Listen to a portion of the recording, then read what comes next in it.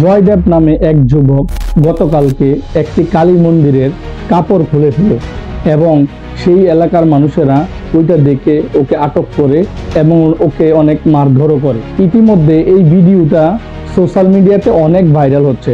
আপনারা যদি দেখে থাকেন তাহলে তো দেখেছেন, আপনারা যদি না দেখে থাকেন তাহলে ভিডিওটা দেখুন। অনেকেই অনেক ভাষণ দিয়েছিলেন যে সংখ্যালঘুরা নাকি তাদের মন্দিরের উপরে আঘাত করছে, তাদের মন্দির ভাঙচুর করছে।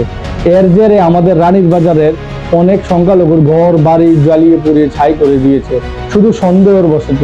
কারণ এখনো কোনো প্রমাণ পায়নি তারা যে সংখ্যালঘুরাই তাদের মন্দিরের উপর আঘাত।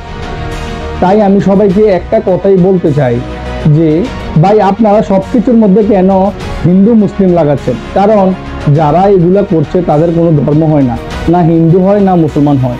যারা এগুলা করছে তারা কোনো ধর্মকেই মানে না। তাই আমি সবাইকে এটাই বলতে চাই, কোনো হিন্দু ধর্মের ভাইয়েরা এটা শিখায় না যে তুমি মুসলিমদেরকে আঘাত করো না, এবং কোনো মুসলমান ভাইয়েরা শিখায় না যে তুমি হিন্দুদের প্রতি আঘাত করো। আশা করি আপনারা বুঝতে পেরেছেন আমি কি বলতে চেয়েছি, এবং আমি গভর্নমেন্টের কাছে অনুরোধ রাখবো যে এই বিষয়ে যাতে ভবিষ্যতে এরকম কোনো কিছু না হয়, স্ট্রিক্ট অ্যাকশন নেওয়ার জন্য।